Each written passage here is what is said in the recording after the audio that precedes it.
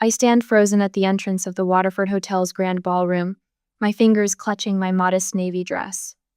The crystal chandeliers cast prisms across the room, illuminating Boston's elite in their natural habitat, laughing too loudly, kissing cheeks that have never felt genuine warmth, trading stock tips disguised as pleasantries. Julian's hand rests at the small of my back, reassuring. Then suddenly it's gone. "There you are," Camille Graves says, approaching with a champagne flute balanced between manicured fingers. My sister-in-law, soon-to-be bride, and architect of 1,000 small humiliations. Her serpentine smile never reaches her eyes. "I wasn't sure you'd make it." The lie hangs between us. She knew exactly when we'd arrive. Julian had texted her from the car. "Wouldn't miss it," I say, accepting the champagne she doesn't offer. Julian shifts his weight, already drifting toward his father across the room. "I should check in with Dad about tomorrow's schedule." And just like that, I'm alone. I follow Camille past tables draped in cream linens, each set with precision crystal stemware catching light, name cards in perfect calligraphy. She leads me through the entire ballroom, past every table, until we've completed a full circuit. "That's odd," I say, stopping. "I don't see my place setting." Camille's smile tightens. She leans close, her breath warm against my ear. "Only essential guests get seats at a Graves, Pierce affair." Her voice carries just enough for nearby guests to turn. Heat crawls up my neck. There must be some mistake. Julian reappears, champagne in hand, eyes darting between us. "What's going on?" "There's no place for me," I say. 3 years of marriage, and I still sound surprised when his family pulls these stunts. "Don't make a scene, babe. We'll figure something out." Julian's hand returns to my back, but lighter now, barely touching. Across the room, Donald Westbrook observes our exchange, his weathered face impassive. At 68, the billionaire carries himself with the confidence of a man who's survived 1,000 calculations just like this one. 3 years earlier, I stood at a podium, scholarship recipient presenting at a business ethics panel. Julian approached afterward, charming and curious. "I've never heard anyone challenge the Millerson acquisition so effectively," he'd said. 2 months later, he introduced me to his family. His mother had looked me over with practiced politeness. How interesting that Julian's found someone so different. Different. Their code for a girl from Indiana who'd never summered on the vineyard or known which fork to use first. The corrections came subtly at first. Julian's mother guiding my hand to the correct water glass. His father interrupting my stories with, "What Marley means to say." Camille's constant little jabs pointing out my quaint upbringing, my adorable attempts to understand their world. And Julian slowly surrendering. First defending me, then deflecting, finally joining their gentle mockery. "Marley's still learning," he'd say, as if my entire life before him had been mere preparation for the glory of becoming a proper Graves. Even now, his hand on my back feels like an apology he'll never actually speak. "Attention, everyone." Camille taps her glass, gathering the room. "I'd like to propose a toast." The crowd quiets. Julian guides me to stand awkwardly at the edge of a table where no chair awaits me. Camille raises her glass. "To new beginnings and strategic partnerships." Her eyes flick to Donald Westbrook. Even if some of our distinguished guests remind me of those turkey buzzards circling along Wall Street, waiting for the next unfortunate victim. Laughter ripples through the crowd. Gregory Graves, my father-in-law, laughs loudest, his eyes fixed on Westbrook's reaction. The old man doesn't flinch. His gaze remains steady, calculating, cold. I recognize that look, not wounded pride, but the quiet assessment of a predator deciding exactly where to strike. Westbrook raises his glass slightly, nodding to Camille with a tight smile. I've seen that look before. In boardrooms, in negotiations, in moments before someone loses everything. My hands shake as I step onto the terrace. The night air cools my flushed skin as Boston's skyline glitters below, indifferent to the humiliations happening behind its windows. They never change, do they? I turn to find Jade Westbrook beside me, Donald's daughter, and the only person in this circle who's ever treated me like a human being rather than an inconvenience. At least they're consistent, I say, forcing a smile. Jade glances back toward the ballroom. Dad's pulling out of the Graves deal. The words stop my breath. What? He's just waiting for the right moment. After tonight's little performance. She shrugs. He likes you, you know. Says you're the only one in that family with any integrity. I watch through the window as Camille holds court. Julian at her side, the perfect brother laughing at the perfect joke. 3 years of trying to earn a place at their table, only to be left standing. Something shifts inside me. A quiet click, like a lock finally opening. What would you do, I ask, still watching the celebration, if the people who should protect you left you standing alone? The crystal in my hand catches the light, throwing fractured rainbows across my skin. In that scattered light, for the first time, I see the path forward with perfect clarity. I choose my moment, Jade says softly, and I wouldn't miss. I pause outside Gregory's study, my hand frozen on the polished brass doorknob. Julian's voice drifts through the gap-strained, hesitant, nothing like the assured tone he uses in boardrooms. She's been patient, Dad. Maybe we should reconsider. Patience doesn't make her suitable. Gregory's reply cuts like steel. Once the Pierce merger is complete, you can trade up to someone more suitable. The grandfather clock in the hallway ticks, marking seconds that stretch like years. I should walk away. I should make noise. Instead, I stand perfectly still, becoming invisible as I've learned to do at so many Graves family gatherings. What about after the ceremony? Julian asks. Bill will notice if Marley just disappears. A chair creaks. Ice clinks against crystal. Your sister understands the situation. We've discussed it. Of course they have. The conspirators plotting my removal like I'm a business expense to be written off. The minority outreach approval came through yesterday. Gregory continues. The board was impressed with your commitment to diversity initiatives. My stomach clenches. 3 years of marriage, and this is what I've been reduced to, a diversity initiative. She served her purpose. Julian's voice has changed, hardened to match his father's. You're right, it's time to move forward. The wedding band on my finger suddenly feels like a shackle. I twist it once, twice. A nervous habit I developed after Julian's mother commented that my hands were always so restless, dear. I back away silently, the carpet swallowing my footsteps. In our bedroom, I stare at myself in the mirror, the carefully highlighted hair, the tailored clothes selected to blend in with the Graves aesthetic, the pearls Julian gave me on our first anniversary. A stranger stares back. My home office is the one room Julian never enters. Too cramped, he complained once. Too honest, I think now, unlocking the bottom drawer of my desk. The folder inside contains every article, every financial report, every whispered rumor about the Graves-Pierce merger. Methodically labeled tabs track each player. Gregory, Pierce Sr., the investment board, key shareholders. And Donald Westbrook Heath Foundation, everything rests upon. My laptop screen glows as I dig deeper, searching databases Julian doesn't know I can access. 3 hours later, the picture clarifies. The merger's entire structure depends on Westbrook's backing his capital, his influence, his seal of approval.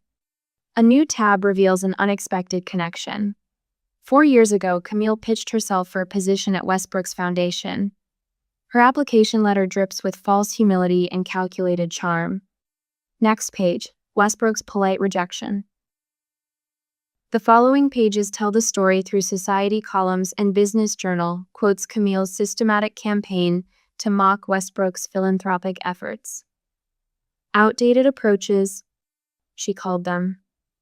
Throwing good money after bad causes. I print everything, adding it to my growing file. My phone buzzes. Jade Westbrook's name flashes on the screen. I was about to call you, I say. Beat you to it. Her laugh carries none of the artificial lilt that Camille's friends affect. Dad mentioned seeing you at the rehearsal dinner. Standing room only? The memory stings less than it should. I need to understand exactly what your father knows about the Graves family. Silence stretches between us. When Jade speaks again, her voice has lost its lightness. Did something happen, besides Camille being her usual charming self?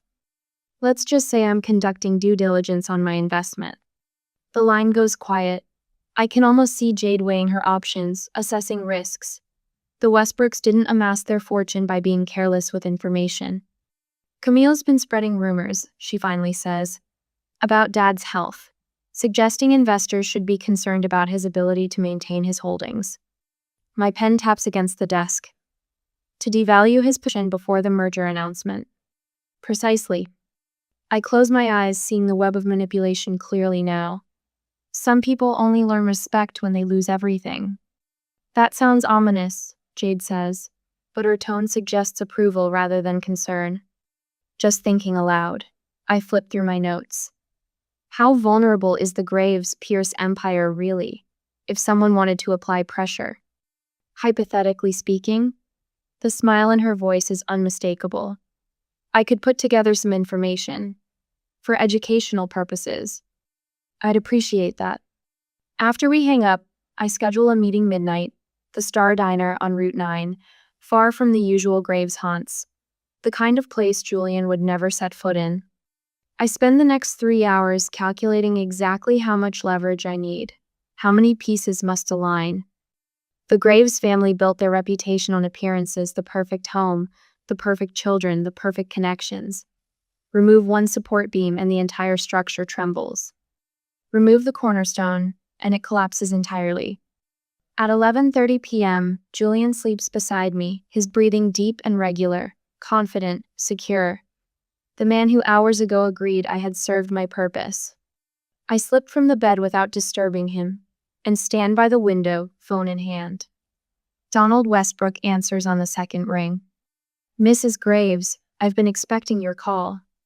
If you're going to walk away, I say without preamble, do it while they're distracted. A pause. Then a low, appreciative chuckle rumbles through the line. Timing is everything, my dear. Yes, I say, watching Julian's oblivious form in our marriage bed. It certainly is. The morning sun casts long shadows across the manicured lawn of the Graves estate. I fold wedding programs with mechanical precision, while caterers scurry through the grand foyer like ants preparing for winter. 3 years in this world, and I still feel like an anthropologist studying a foreign culture. Marley, dear, could you please check if the florist delivered the correct shade of peonies? Eleanor Graves doesn't look up from her clipboard, her voice tight with the strain of perfection. Camille was very specific about wanting blush, not pink. Of course. I smooth my skirt and rise from the antique settee. The distinction between blush and pink seems absurdly important today. Julian rushes past me, phone pressed to his ear, pausing just long enough to plant a distracted kiss on my cheek. Camille's having a crisis with the florist. I need to. I know. Your mother just asked me to check. I catch his arm. Maybe we could have lunch once things settle? Not today, babe. He squeezes my hand before pulling away. Too many fires to put out. The moment he disappears, my phone buzzes. A text from Westbrook. It's done. Watch the news at noon. My fingers tighten around the phone. 5 words that will alter the trajectory of the Graves dynasty forever. Yet the world around me continues its frantic preparation, oblivious to the approaching storm. I slip the phone into my pocket and head toward the East Wing, where Julian set up his temporary office. The door stands ajar. His laptop glows on the mahogany desk, abandoned in his rush to solve Camille's latest catastrophe. I shouldn't look. But something about Julian's carelessness with his belongings and with Mep propels me forward. An email thread with Camille sits open on the screen. Julian, once we announce the directorship, you can start fresh with Caroline. The board meeting Monday will make everything official. Dad says Marley's PR value is exhausted anyway. The diversity initiative got us the permits we needed. My lungs constrict. I scroll down. Photos of Julian at Daphne's with a willowy blonde appear, his hand resting on hers. The date stamp shows Tuesday when he claimed to be in meetings until midnight. The wetness on my cheeks surprises me. I thought I'd cried myself empty after the rehearsal dinner, but this betrayal cuts deeper than any public humiliation. I've been a prop in their social theater, a convenient tool now ready for replacement. I wipe my face with steady hands, straighten spine. Tears won't fix what's been broken. Only calculated action will. I move the emails to a folder and forward the entire thread to my personal account before closing the laptop exactly as I found it. Downstairs, the first tremors begin. Gregory Graves stands in the study doorway, his face ashen as he clutches his phone. The confident patriarch suddenly looks like a man who's glimpsed his own mortality. "What do you mean, unusual trading activity?" His voice carries across the marble entry. "Nothing moves until after the wedding. That was the agreement." He catches me watching and slams the study door. Within minutes, men in dark suits arrive through the side entrance. The family's financial team never uses the front door. They rush past without acknowledging me, as always. In the breakfast room, Camille's future father-in-law, Harrison Pierce, corners Gregory with urgent whispers. "My sources at Morgan say something's happening. Please tell me you haven't." "Not here," Gregory hisses, steering the older man toward his private study. The caterers exchange glances. They sense the shifting atmosphere like animals before an earthquake. Money has its own weather patterns, and the barometric pressure is dropping rapidly. "You're up early." Jade Westbrook appears at my elbow, resplendent in emerald silk that matches her eyes. She squeezes my hand, her touch conveying what words cannot in this surveilled space. "Sleep well?" "Like someone with nothing to hide," I reply. My college roommate Aisha arrives next, her law firm partner pin gleaming on her lapel. Then Michael from my economics program, now heading his own investment firm. One by one, my people arrive successful in their own right, independent of family connections. They form a protective circle I never thought to assemble until now. Across the room, Donald Westbrook enters with the quiet confidence of a man who knows he holds the detonator. His RSVP had been a regretful decline until yesterday. Gregory's face tightens at the sight of him, a muscle jumping in his jaw. "What's he doing here?" Camille hisses at Julian, not bothering to lower her voice. "Be nice," Julian mutters. "Market's been volatile. We need him calm." The final dress rehearsal dinner begins promptly at 11. Crystal gleams in the sunlight streaming through French doors. Gregory stands, champagne flute raised high, his confidence seemingly restored. "Today marks not just the union of two people, but of two great families," he proclaims. The Graves Pierce alliance represents the future of finance in this country, built on generations of tradition and... Every phone in the room buzzes simultaneously. The synchronized symphony of alerts cuts through his speech. Camille grabs Julian's phone first. Her face drains of color as she reads the Bloomberg headline. Westbrook divests entirely from Graves Holdings. Her champagne glass slips from manicured fingers.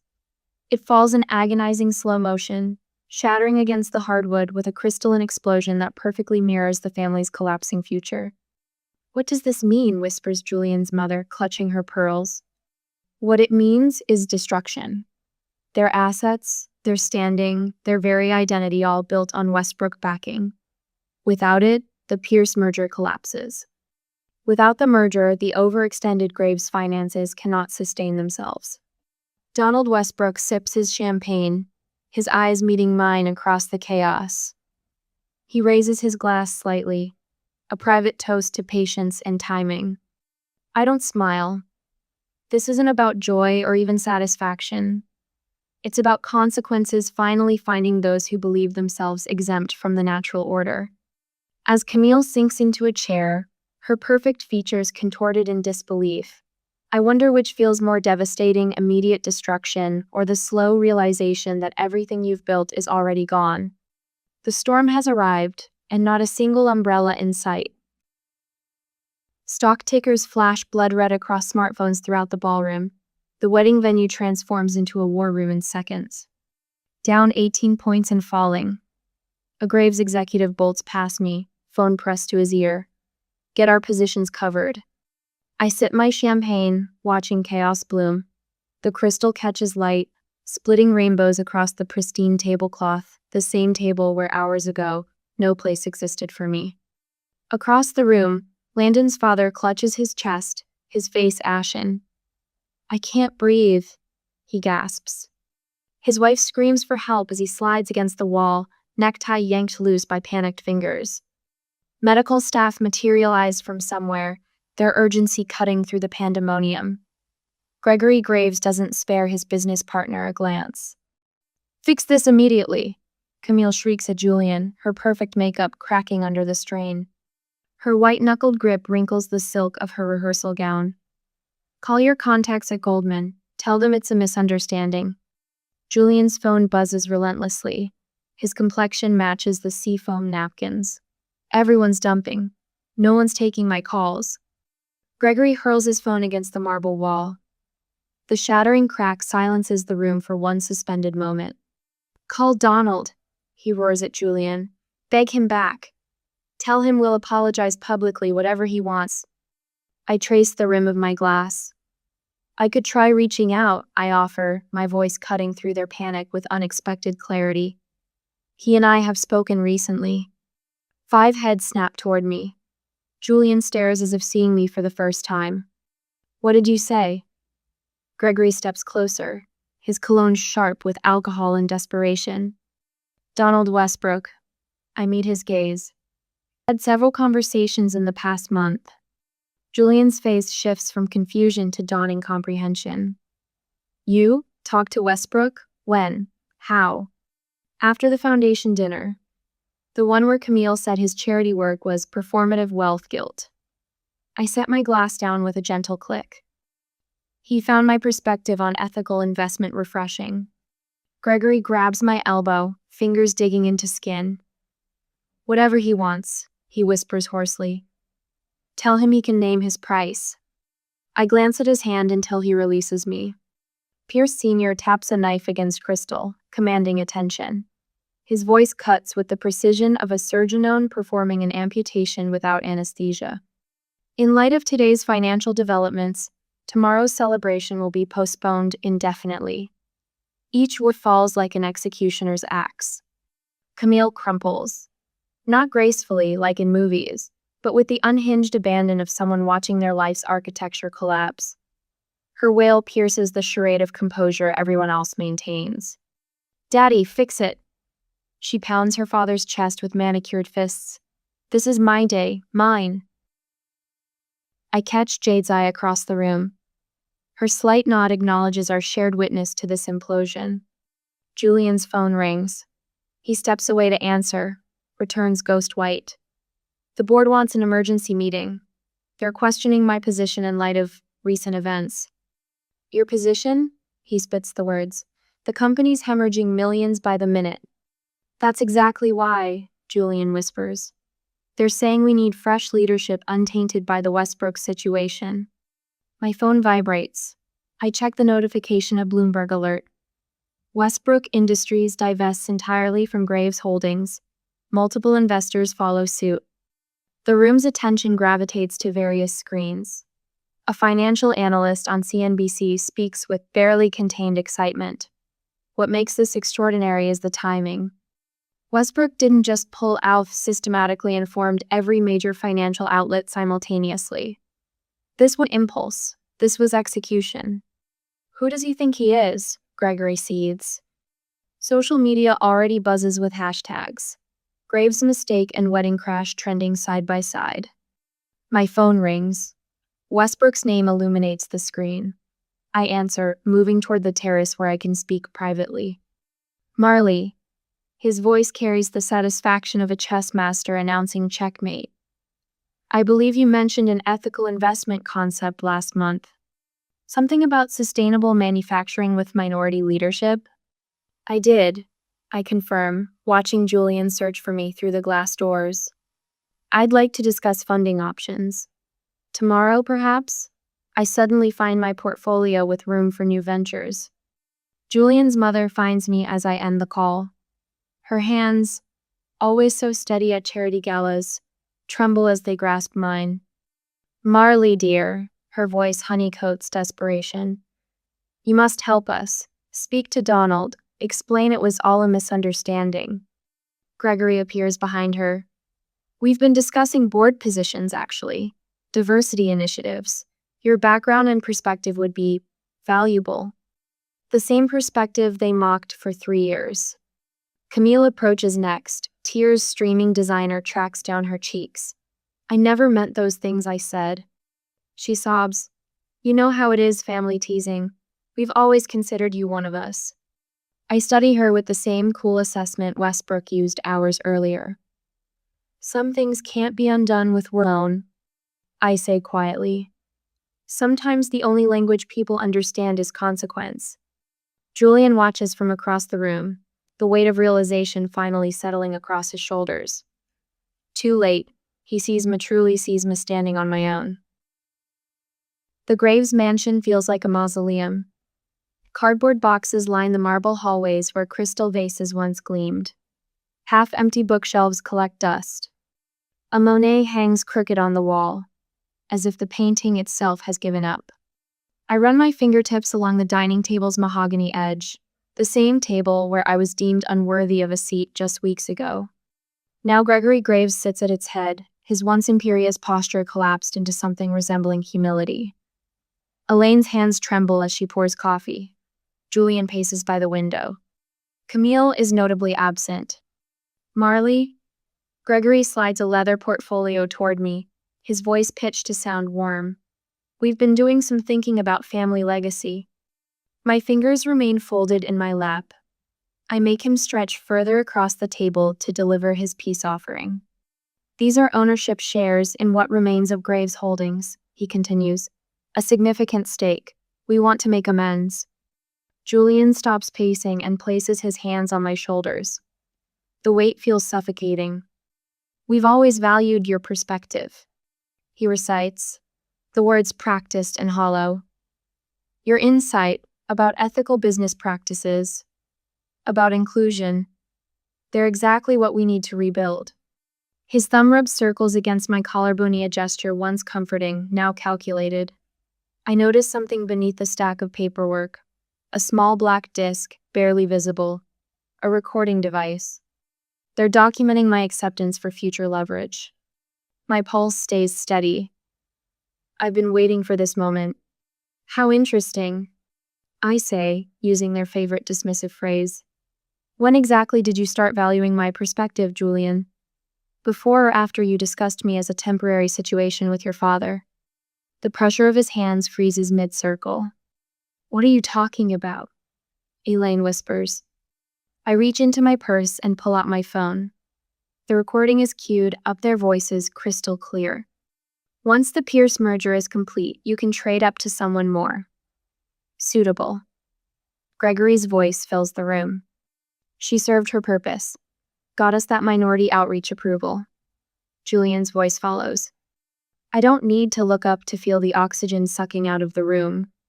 I continue anyway, scrolling to a series of screenshots. Or perhaps Camille values my perspective. These text messages to you, Julian, about my adorable attempts to use the right fork and backwater accent suggest otherwise. Gregory's face has gone from pale to gray. Marley, we can explain. I've been in talks with Westbrook for weeks, I interrupt, closing their portfolio without opening it. Not for revenge, but because he recognizes value where you never did. You betrayed us? Julian stammers, removing his hands from my shoulders as if I've burned him. I laugh. This sounds sharp and unfamiliar even to my own ears. I didn't cause your fall. I simply stopped protecting you from yourselves. Elaine's coffee cup clatters against its saucer. You couldn't possibly. My phone pings. I glance down at the notification.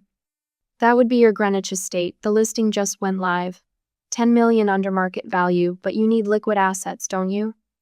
Julian grabs for my phone. I slide it back into my purse. Where's Camille? I ask. Still celebrating her new job opportunity in Austria? Gregory's fingers dig into the table edge. How do you know about that? It's not a promotion, it's exile. The Pierce family wants her as far from American business circles as possible after her toast sank their merger. The grandfather clock ticks in the corner. Each stroke sounds like a prison door locking. Your trust fund's been decimated to cover margin calls, Julian. I continue. The board meeting tomorrow will strip your father of his remaining directorships. Society columnists who once fawned over Camille are writing about the grave's rapid descent. Elaine's phone rings. She glances at it, then silences it without answering. The Winthrop Foundation? I ask. That's the third call you've declined today. Funny how your former friends are suddenly too busy to speak with you. Gregory rubs his temples. Camille had to shut down her social accounts yesterday. The mockery became unbearable. I stand, smoothing my skirt. Gregory stares at me, his face collapsed with new lines, looking 10 years older than he did a week ago. The Blackwell Gala rescinded your invitation this morning, I add. The first of many, I expect. You planned all this, Julian whispers. Not a question. No, I simply connected the dots you created. When you can't speak your own truth, the universe sometimes speaks it for you. I pull my house keys from my purse and place them on the table. The sound rings final. I won't be returning. Julian lurches forward, panic breaking through his practiced composure. We can start over. I'll change. I study him, this man I once loved enough to endure 1,000 humiliations. The desperation in his eyes isn't for me. It's for the life raft he thinks I represent. You already did change, I say softly, from the man I loved to the man they wanted. I walk toward the door, my footsteps echoing on the marble floor. Behind me, accusations erupt, Gregory's thundering blame toward Julian, Elaine's tearful insistence that someone call their attorney, Julian's desperate claim that he can fix this. I don't look back. Outside, spring sunlight warms my face. My phone buzzes with a message from Jade. Done? I text back a single word. Free. Is revenge ever truly satisfying, or does it leave us hollow? Standing here, breathing deeply for what feels like the first time in 3 years, I don't feel hollow at all. I feel like myself again. Morning light pours through the bay windows of my Portland brownstone, casting long rectangles across the hardwood floors. My fingers trace the grain of the oak conference table, far cry from the cold marble and crystal that defined my previous life. So we're agreed on the sustainable energy portfolio, I ask, meeting the eyes of my small team gathered in what was once a formal dining room, now my home office. Nadia, our chief analyst, nods. The numbers make sense, and their leadership team has the expertise to scale quickly. Perfect. I smile, catching sight of the framed business license hanging on the wall. Harbor Ethics Partners with Donald Westbrook listed as founding investor. Sometimes I still can't believe how completely my life has transformed in just 12 months. After the team leaves, I open a letter from Jade that arrived this morning. Dad says you're the daughter he always wanted in business, she writes. Coming from him, that's like being knighted. He's never been prouder of an investment. I trace my fingers over the words, a quiet satisfaction settling in my chest. The man whose calculating gaze I first met across a hostile ballroom now trusts me with his legacy. My phone buzzes with a calendar reminder.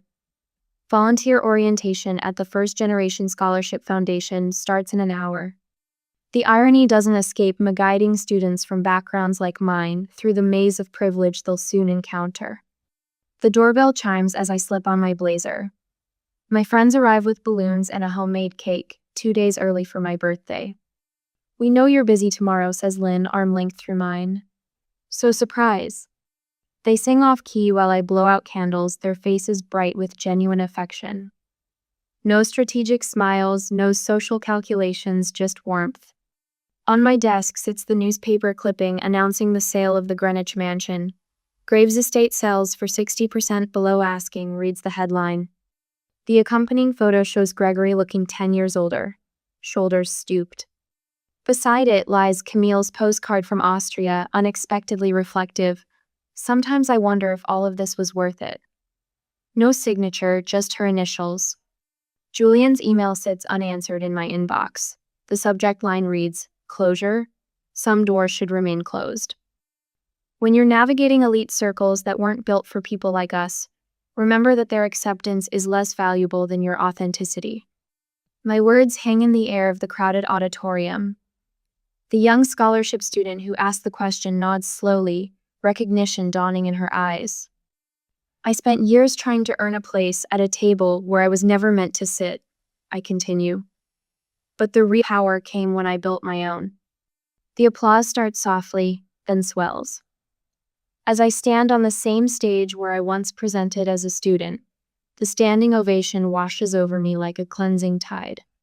Later, I sign the final documents for Harbor Ethics Partners Investment in a Detroit-based sustainable energy company founded by two brilliant engineers from historically Black colleges.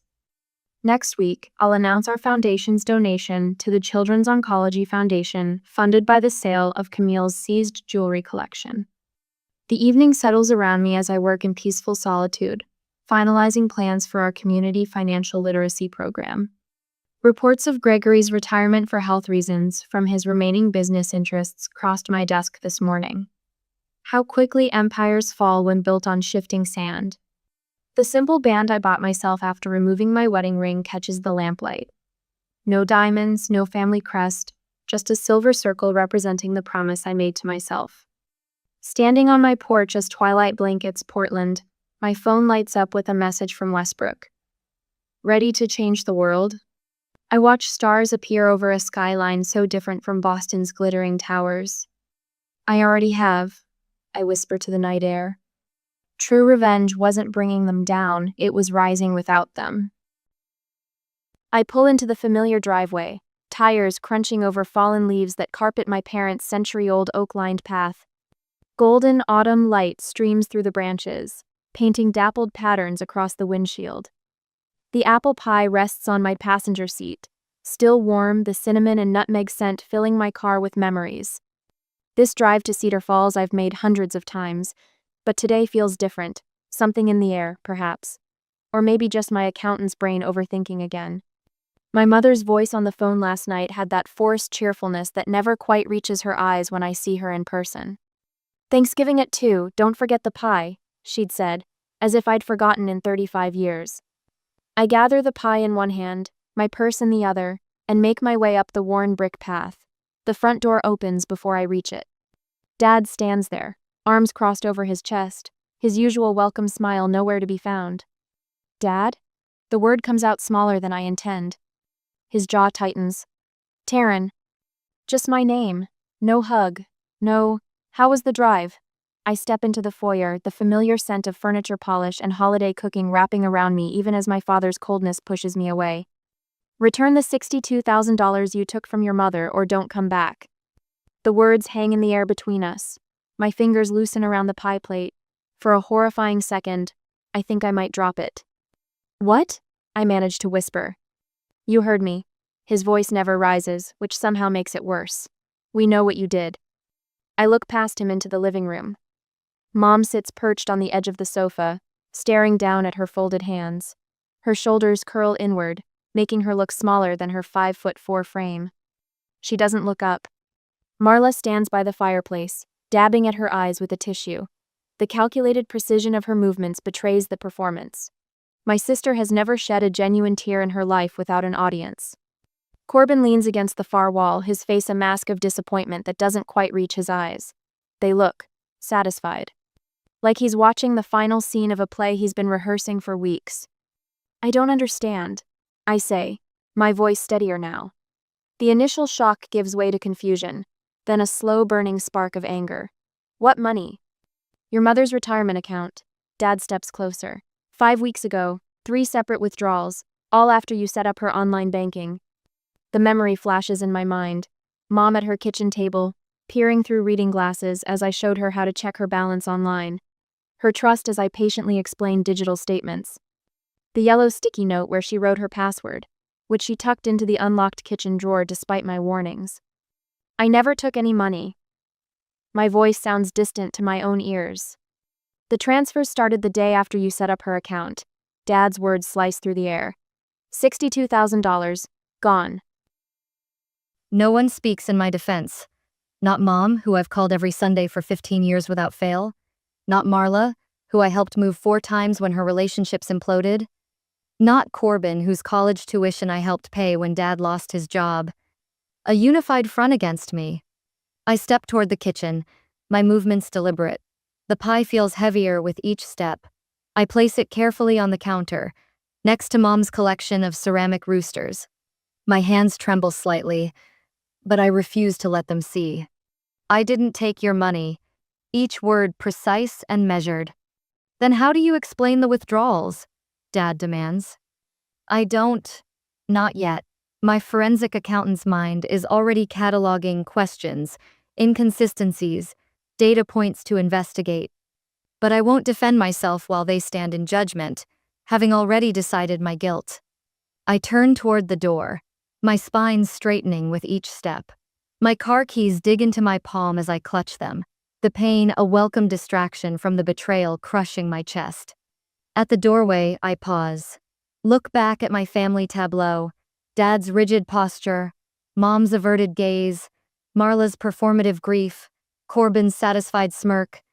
When you're ready to ask me what happened instead of accusing me, you know my number.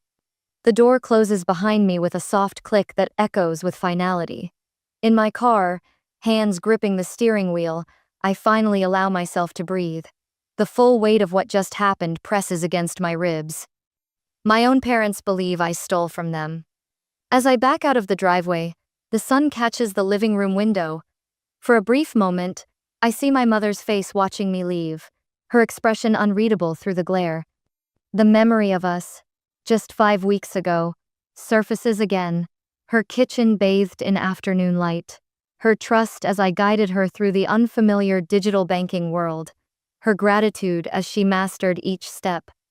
"You've always been so good with numbers," she'd said, squeezing my hand. "I don't know what I'd do without you."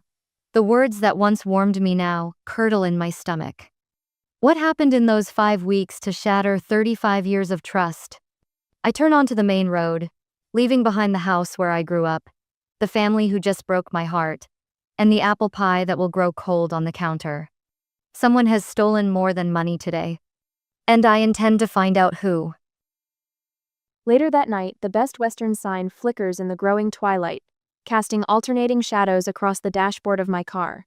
Room 118. Ground floor, far end, perfect. No one to hear me if I finally break down. I wheel my overnight bag, always packed in the trunk for client emergencies, across the cracked asphalt. The motel office smells of pine-scented cleaner and microwave popcorn. The clerk barely glances up from her paperback romance novel. "Just you tonight?" She stamps my registration card. "Just me." The words catch in my throat. My room greets me with industrial beige carpeting and a bedspread in faded harvest gold that hasn't been updated since the Reagan administration. A plastic wreath hangs crookedly on the bathroom door, its tinsel garland shedding silver flecks onto the carpet. I set my bag on the luggage rack and stand motionless in the center of the room. The heater clicks on, blasting stale air that stirs the curtains.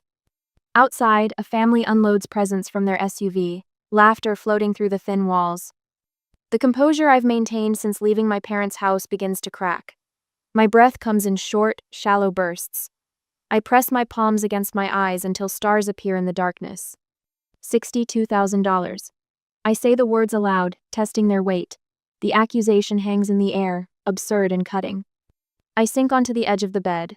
For 30 minutes I simply breathe, staring at the wall where someone has thumbtacked a print of autumn leaves over a water stain. My mind catalogs each moment from the confrontation, storing details like evidence tags. Dad's certainty, Mom's avoidance, Marla's performance, Corbin's satisfaction. Something doesn't add up. I grab the notepad from the nightstand and begin to write, my accountant's precision taking over. Transaction dates, account access points, my timeline with my mother at the bank. Who else had access? What records would exist? The fog of betrayal lifts slightly as I scrawl names and questions. By midnight, the pad contains a roadmap of investigation, with arrows connecting possibilities.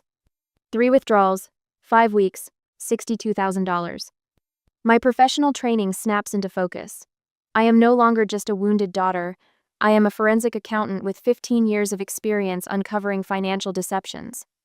The alarm buzzes at 6 a.m. I've slept in my clothes, notepad still clutched in my hand. The morning light reveals fresh determination in my reflection. I smooth my rumpled blouse and dial my firm. James Riley's office. Melissa, it's Taryn Denham. I need to speak with James urgently. 3 minutes later, my manager's voice comes through the line. Taryn? Thought you were taking holiday time. Family emergency. I keep my voice steady. James, I need a professional favor. A significant one. The silence stretches before he answers. What kind of favor? I need to access some banking records, and I'd like to work with Sarah from fraud investigation. Sarah Winters? His voice sharpens with curiosity. Taryn, what's this about? Someone stole $62,000 from my mother's retirement account. My family believes it was me. Another pause. Jesus, Taryn. I need to clear my name. More importantly, I need to find out who actually did this. You understand there are protocols. I've never asked for special treatment in 9 years with the firm. I'm asking now. By noon, Sarah Winters and I are reviewing digital records from Pineway Mutual Bank at the office. Her reputation for ruthless precision is well earned as she navigates the permission protocols with surgical efficiency. First transaction was the 1st of November. $20,000. Sarah points to the screen. In-person withdrawal, not digital. That can't be right. I set up her online banking on the 28th of October. Sarah scrolls through the records. Second withdrawal, the 8th of November, $15,000. Third, the 15th of November, $27,000. All in person with signature verification. My stomach tightens. Can we access the signature cards? The bank manager, a balding man named Harris with nervous hands, slides the signature comparisons across his desk. Miss Denham, normally this would require a warrant, but considering your professional standing and the unusual circumstances, the signatures aren't mine. They aren't even good forgeries of mine. Security footage? I ask. Harris hesitates. We only keep 30 days. That's all we need. Sarah's tone brooks no argument. The footage appears on his monitor. First transaction. A woman in oversized sunglasses at the teller window, dark hair pulled back. Marla's distinctive gesture of tucking hair behind her right ear. Second transaction. The same woman, different blouse. Third transaction. Corbin. No disguise. Casual confidence as he signs the withdrawal slip. Stop. My voice sounds strange to my own ears. Enlarge that frame. The image pixelates but remains clear enough. My brother, withdrawing money from our mother's account. The date stamp matches perfectly. The first online login, Sarah murmurs, checking her tablet. The 29th of October at 8:42 p.m. IP address matches your parents' home Wi-Fi. The truth solidifies in the air between us. My siblings stole from our mother and framed me for it. Sarah's hand touches my shoulder briefly. Taryn, I'll document everything. The evidence is clear. I nod, unable to speak. On my way out, I call Douglas Hammond, our family attorney since I was in pigtails. His gravelly voice warms when he recognizes me. Taryn, how's my favorite number cruncher? Not good, Doug. I need your help with something difficult. Back at the motel, I arrange the evidence in a black presentation folder. Bank statements, transaction records, security footage stills, signature comparisons. The pieces of betrayal organized with professional precision. In the bathroom mirror, I study my reflection as I button a fresh blouse. My eyes are clearer now, focused. I straighten my shoulders and practice what I'll say when I face my family again. Before leaving, I remove my credit cards from my wallet and lock them in the room safe. This confrontation isn't about money. It never was. It's about truth, and I'm bringing it home. A week later, I arrive at my childhood home unannounced, parking across the street rather than in the driveway. The golden afternoon sun stretches my shadow long across the familiar brick path. This visit carries none of the warmth of Thanksgiving, only the weight of truth in the black presentation folder tucked under my arm. The wooden steps of the porch creak in the same spots they have since I was 10. My knuckles rap against the door with the confidence of someone who no longer needs permission to enter this space. Mom opens the door, surprise flashing across her face. Her hand flies to her throat, fingers trembling against the collar of her floral blouse. Taryn. Her voice catches. I didn't expect. We need to talk. I step past her into the foyer without waiting for an invitation. The scent of lemon furniture polish and cinnamon potpourri wraps around me, the smell of home now tainted with betrayal. Mom follows, her slippers whispering against the hardwood. Your father isn't here. He's at the hardware store. Good. Call Marla and Corbin. I place the folder on the kitchen island, the black leather stark against the beige granite. Family meeting. Now. Her eyes dart to the folder, then back to my face. What is this about? The $62,000. Mom's cheeks flush pink as she reaches for her phone. Her fingers hover over the screen. Are you sure this is necessary? Absolutely certain. While she texts my siblings, I set up my laptop on the dining room table. The projector I borrowed from work hums to life, casting a white rectangle on the wall where family photos once hung. The empty nail holes stare back at me like accusatory eyes. 20 minutes pass before the front door opens. Marla enters first, her designer purse swinging from her elbow. The confidence in her stride falters when she sees me. What's she doing here? Marla asks Mom as if I'm not standing 5 feet away. Corbin follows, hands shoved in his pockets. His casual posture doesn't match the wariness in his eyes. Have a seat. I gesture to the kitchen island. All of you. They exchange glances but comply, gathering around the counter like strangers at a bus stop connected by circumstance but maintaining careful distance. I open the folder with steady hands. The bank statements emerge first, arranged chronologically with relevant transactions highlighted in yellow. 5 weeks ago, I helped Mom set up online banking. My voice remains even, professional. 3 days later, the first withdrawal occurred for $20,000. I slide the statement toward them. The second one is $15,000, and finally the third one, $27,000. Mom stares at the papers, her reading glasses perched on her nose. I don't understand what you're showing us, Taryn. Evidence. I tap the paper. These transactions weren't made online. They were in-person withdrawals, requiring photo ID and a signature matching the one on file. Marla's fingers drum against the countertop. So what? Mom could have gone to the bank. Except she didn't. I turn to my laptop and click to the first image. On the dining room wall appears a still from security footage. Marla at the teller window, oversized sunglasses pushed back on her head, signing a withdrawal slip. The timestamp matches the first transaction. No one breathes. I click again. Another still Marla at the same bank, different outfit 2 days later. Click. Corbin smiling at a different teller, his signature flowing across the withdrawal slip for the final $22,000.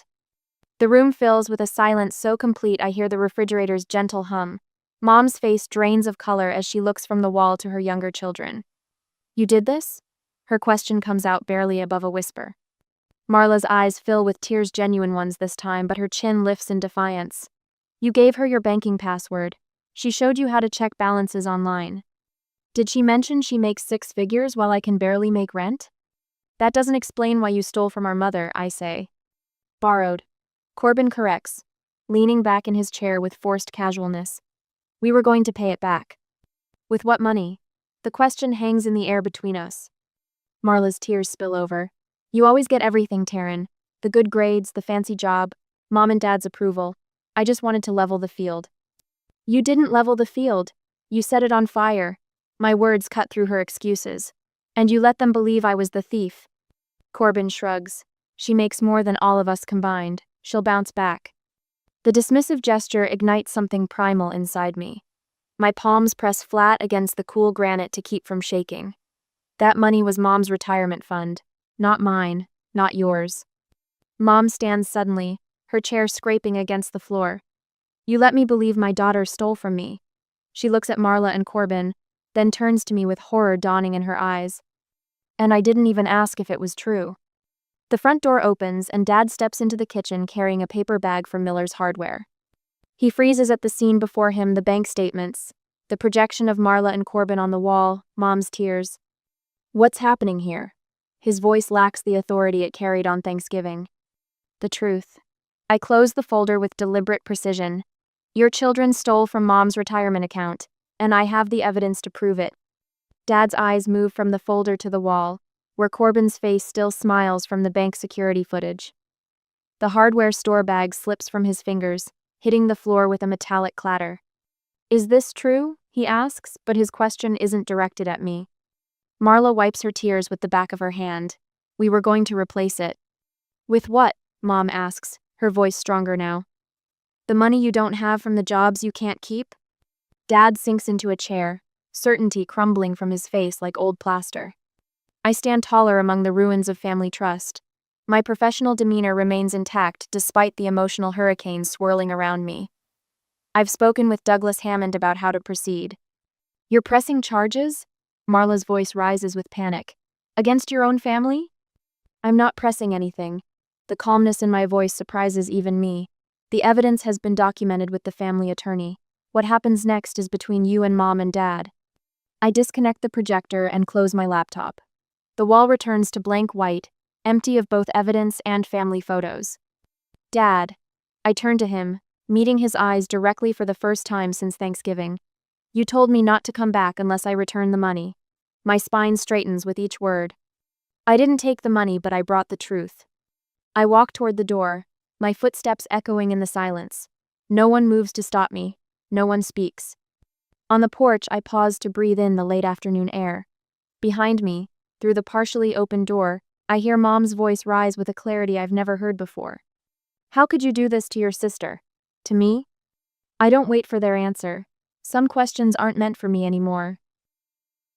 That night, after getting home, my apartment greets me with silence as I slip off my heels inside the door. The clean lines of my minimalist furniture stand in stark contrast to my childhood home, with its overstuffed chairs and decades of accumulated knickknacks. Here, everything has a purpose, a place, including me. I run my fingers along the kitchen counter spotless. No ceramic roosters watching my movements, no lingering scent of cinnamon and apples. My throat tightens as I pour a glass of water, the soft gurgle of liquid against glass the only sound in the room. The corner of a manila folder peeks out from my beige Vidance I no longer need to present. The folder that changed everything. I slide it into my desk drawer, next to the neatly arranged tax documents and investment statements. Orderly. Controlled. Unlike the mess I left behind in Cedar Falls. Monday arrives with blessed normality. At the firm, my colleagues nod respectfully as I pass their offices. Sarah Winters stops by my door with coffee. "Heard you crack that Pineway Bank case," she says, placing a steaming mug on my desk. "Impressive work." She doesn't know the victims were my parents. Doesn't know the perpetrators were my siblings. Here, I'm just Taryn Denham, the accountant who traces money through the labyrinth of deceit and brings clarity to chaos. "Thanks," I say, wrapping my fingers around the warm ceramic. "Just following the numbers." The numbers never lie. People do. My phone buzzes. Jennifer, my cousin from my father's side. I let it go to voicemail. Later, alone in the break room, I listen to her careful message. "Just checking in. Your mom mentioned you might not be coming to Christmas this year. Marla moved to Denver. Corbin's staying with friends. I thought maybe we could get lunch when I'm in Minneapolis next month." The ripples spread outward. Family fracturing along fault lines that were there all along, just waiting for pressure to crack them open. I delete the message. That night, I stay late at the office. The cleaning staff knows me by name now. Rosa offers me half of her homemade tamale, wrapped in foil and still warm. I accept with a gratitude that surprises us both. "Family recipe," she says with pride. "My grandmother taught my mother taught me." I nod, not trusting my voice. Some family legacies are worth passing down. Others, like suspicion and blind accusation, should die with this generation. The envelope arrives on Thursday. Cream-colored stationery with my mother's distinctive handwriting slanting across the front. I hold it, feeling the weight of whatever lies inside. My address is written with the careful precision she uses for important documents. No return address, though I know exactly where it came from. The envelope sits untouched on my coffee table through dinner, through the evening news, through the single glass of Cabernet I allow myself on weeknights. Finally, as midnight approaches, I slide my finger beneath the seal. Inside, a photograph. The three of us, Marla, Corbin, and Meat Lake Okoboji, summer of 1998. Marla's hair in pigtails, Corbin missing his front teeth, me with sunburned shoulders and a serious expression as I studied the canoe for my siblings, before college tuitions and career paths. Before retirement accounts and betrayal. On the back, in my mother's careful script. We didn't realize how much we'd miss you until you were gone. I place the photo face down on my desk. Tears come then, silent but persistent. Not for what I lost, but for what was never really there. Saturday morning, I stand before 15 strangers in a fluorescent-lit community college classroom. My PowerPoint slide reads, Financial Protection for Older Adults. Elder financial abuse often comes from those closest to the victim. I tell them, my voice steady. Family members account for 57% of perpetrators. I don't share that I've become part of that statistic. I don't tell them how my mother's trust was weaponized, how my siblings' envy festered into theft. These people came for protection, not confession. An older woman approaches after class, her silver hair neatly styled, her handbag clutched close to her body. I wish I had a daughter like you, she says, her eyes crinkling with sincerity. Someone who understands these things.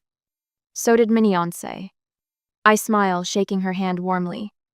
The most important thing is to ask questions, trust but verify. Back home, I take down the family photo that's hung on my wall since I moved in.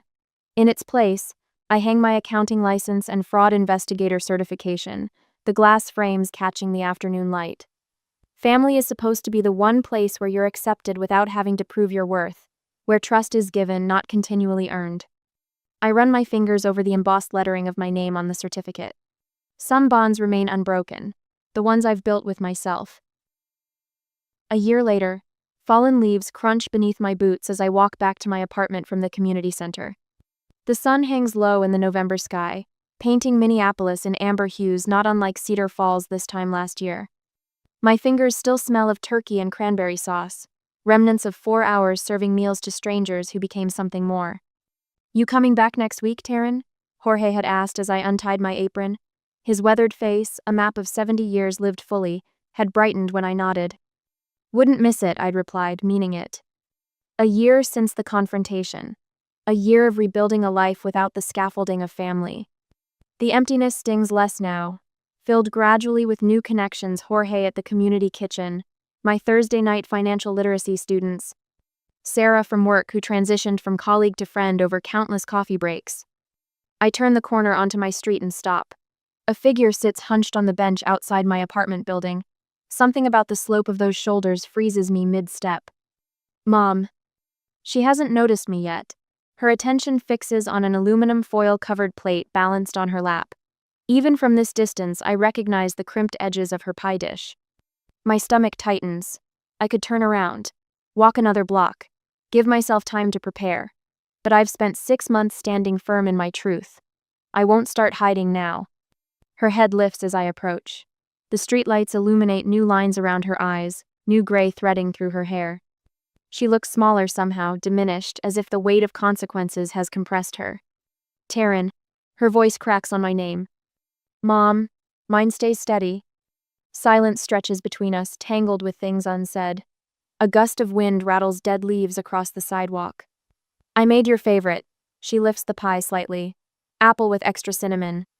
Just like the one that sat untouched on the counter last Thanksgiving while my family accused me of theft. The symmetry isn't lost on me. Do you want to come up? I ask, my keys already in hand. Not forgiveness, but not rejection either. Her relief is palpable. Yes. My apartment feels smaller with her in it. She stands awkwardly in the entryway, taking in the space where she's never been invited before. Her gaze lingers on my bookshelf accounting texts mixed with mystery novels, then drifts to the wall where my professional certifications hang where family photos might be. It's nice, she offers. Very you. I take the pie, setting it on the kitchen counter untouched. Tea? She nods, perching on the edge of my sofa as if afraid to settle in fully. Minutes later, we sit across from each other, steaming mugs between us. The pie remains on the counter, a symbol neither of us is ready to cut into. I owe you an apology, she begins, her fingers twisting in her lap. I should have asked you, should have trusted you. I don't rush to ease her discomfort. Yes, you should have. Her eyes fill. I've thought about it every day, how quickly I believed the worst, how I sat there silent while Gerald accused you. Dad. I correct automatically. Gerald, she repeats firmly. He moved out 3 months ago. The news lands like a stone in still water. What happened? Everything fell apart after you left. She sips her tea, wincing at the heat. Marla went to Denver. Won't take my calls. Corbin. She pauses. The bank pressed charges. We found out about other things he'd done. Money from his workplace. A loan in your father's name. Each revelation should satisfy some part of me that craved vindication. Instead, they just feel heavy. And Gerald couldn't accept his part in it, she continues. Kept saying if you'd just explained yourself that day instead of walking out. I shouldn't have needed to explain myself. The words come out sharper than intended. No, she agrees, surprising me. You shouldn't have. That's what my therapist helped me understand. You're seeing a therapist? Twice a week since February. A ghost of a smile touches her lips. She says I spent 40 years letting your father decide what was true. Learning to trust my own judgment has been difficult. I study her, this woman I thought I knew. The mother who taught me to bake, to balance a checkbook, to stand up for myself, yet who didn't stand up for me when it mattered most. If we're going to have any relationship moving forward, I say carefully, I need complete honesty, no manipulation, respect for my boundaries, professional and personal. She nods, her eyes never leaving mine. I'm not promising forgiveness, not yet. My voice remains level. Trust rebuilds slowly, if at all. I understand. She reaches for her tea, her wedding ring conspicuously absent. I'm not asking for what I haven't earned. Outside, darkness has fully settled. Through my window, Minneapolis glitters with distant lights, a constellation of lives intersecting but separate, like us now. Why this week, I ask? Why come now? Her eyes drift to the calendar hanging beside my refrigerator, the date circled in red. Thanksgiving, 3 days away. Because last year I lost more than money, she answers. And I wanted you to know that before another holiday passed. The truth of it sits between us, simple and profound. Some thieves take cash, others steal trust. The second is harder to recover. The pie remains uncut on my counter as we talk into the night, not as the family we were, but as the two people we might become. The autumn light filters through my apartment windows, casting golden patterns across the polished hardwood floor. 2 years have passed since the Thanksgiving that shattered my world. The calendar on my wall shows today's circled date, me 36th birthday, with a simplicity that belies its significance. I adjust the framed certificate on my wall, the one announcing the expansion of my financial literacy program to 4 community colleges across Minnesota. My fingers linger on the glass, tracing the embossed letters of my name.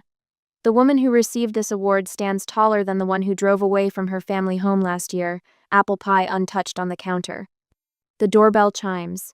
Sarah arrives first, arms laden with wine and a small wrapped package. The guest of honor shouldn't be answering her own door, she scolds, brushing past me with the comfortable familiarity of true friendship. Her presence in my life, a colleague turned confidant, remains one of the unexpected gifts born from last year's betrayal. The apartment fills gradually. Professor Winters from the community college, 2 neighbors from down the hall, my manager, whose quiet support never wavered during those dark weeks of investigation. Each person represents a chosen connection, relationships built on actions rather than obligation. When Mom arrives, she waits at the threshold until I wave her in. Her caution speaks volumes. The boundaries we've established remain respected. She places a small plant on my side table, not presuming to bring anything that demands permanent space in my home. Happy birthday, Taryn, she says, her voice soft but steady. The therapy she's committed to shows in her posture, in the way she holds my gaze without the flicker of avoidance that marked our early reunions. Thank you for coming. My words are simple but genuine. We've learned that honesty doesn't require eloquence. The evening unfolds with quiet laughter and conversations that flow without the undercurrents of unspoken resentments. No one here carries hidden agendas. The apartment feels lighter for it.